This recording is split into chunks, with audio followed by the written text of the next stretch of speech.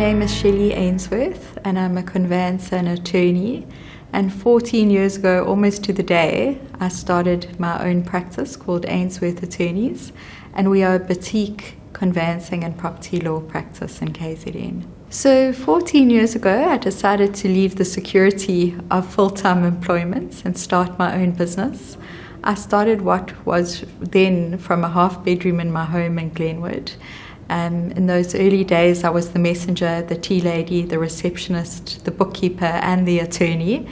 And as time has gone on, I've been fortunate that we've grown to the position that we are in today, where we have 3 branches in KZN, 8 qualified attorneys in our team, a number of candidate attorneys, and support staff.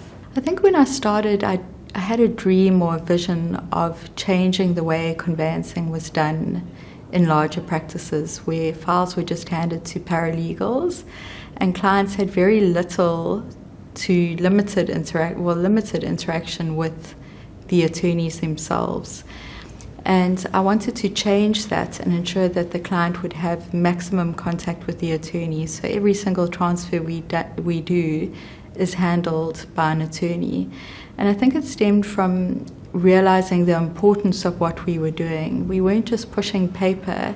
We came into clients' lives at an important and significant milestone in their lives. Buying and selling a property is almost always a significant milestone in somebody's life. And I wanted to ensure that we recognized that and that we responded to each client in a highly personalized and empathetic way. I think that's what's really separated us is, as I said, you come into the client's life at a significant milestone in their own lives. And buying or selling a property, as I've already said, is always an important milestone. You know, either someone is buying their first home or they might be downsizing because of financial stress. They may be going through a divorce. And sometimes we see clients where they're selling through an estate transfer, they've lost their partner of many years. So it's almost always quite an emotive experience for people. So we try to respond to that by giving them a highly personalized service, and we respond to them where they're at. So for my sins, I come from a long line of lawyers. My dad was an attorney in KZN. He was an attorney for over 40 years and one of the longest standing attorneys ever in the KZN legal scene. And my mum was also a qualified lawyer, and she practiced labour law and lectured labour law at Mangosuthu Tech in the height of apartheid. So I come from a long line of lawyers, and lawyers who saw law not just as a career, but as a means to serve the public. So I think I constantly keep them in my mind and use them as a sort of benchmark and yardstick to measure myself against. So, you know, in the early days, I think I was so involved in every single part of the business. So I can honestly say that I like to think that even through the years that we've grown and expanded, every part of the business has a small piece of me in it. But in recent years, I've been able to boast that I work with a team of magicians every day. And I mean that because they're real magicians. They make magic happen in the lives of our clients every day. And I think I was able to impact the kind of culture I wanted to foster and create that would allow people to feel psychologically safe, and in so doing enable them to achieve their full potential. So on the business front, we were very fortunate to be nominated in the category Best Law Firm in the Caxton Readers' Choice Awards, and we were awarded second place in that competition, which was significant to myself and the team because the winner was a national company with a national footprint. So as a local homegrown KZN practice, we were quite proud of that achievement. And then on the personal front, I've recently completed 2 Comrades marathons, back-to-back Comrades, and I was able to obtain a Bull Rowan sub-9 Comrades. And that was significant for me because running has taught me a lot about life, and that I've been able to use it both in my personal life and business life. I think it was Bruce Fordyce who said, somewhere on that long road between Pietermaritzburg and Durban, you'll meet someone that you greatly respect and admire, and that person will be yourself. And I think it's true, running definitely teaches you so much about perseverance and grit and humility. Yeah. No, it's a great human experience. I think running is a great leveler. So you meet people from all different walks of life. And I always say any able-bodied person should attempt to do one Comrades if they're able to, because it really is a uniquely human experience. Yeah, so like any entrepreneur, I think I've had my share of challenges over the last 14 years. I think cash flow is always an issue when you're starting and when you're going through periods of rapid growth. They say that growth sucks cash, and I think that's true.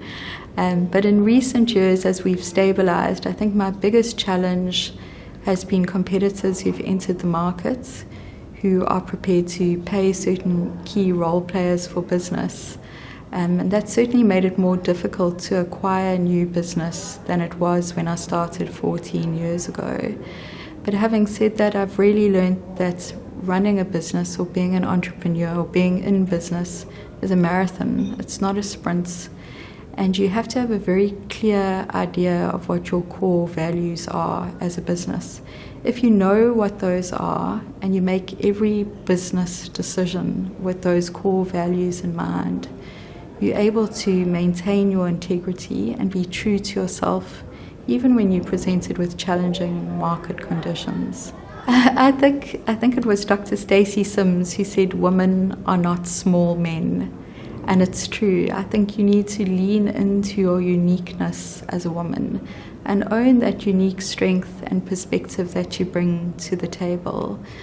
And I think most importantly, I'd like to say that you absolutely can have it all.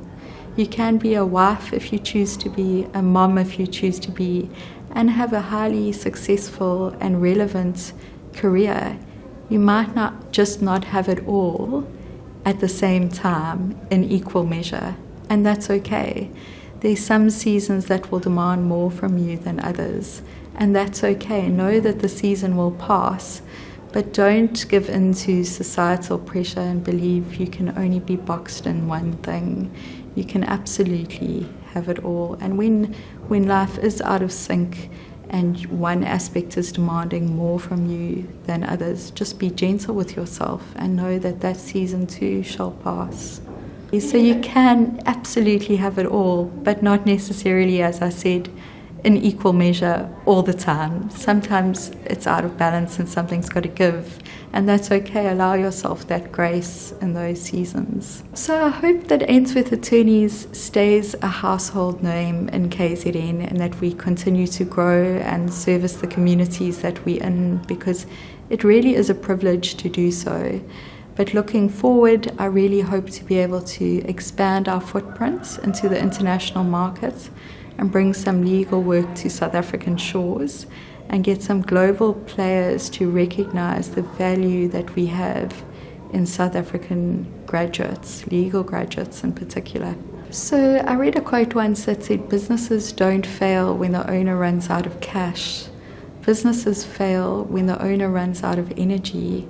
And it's certainly true. So I think as an entrepreneur or a business person, you really have to guard your energy and your health, your mental health, your physical health.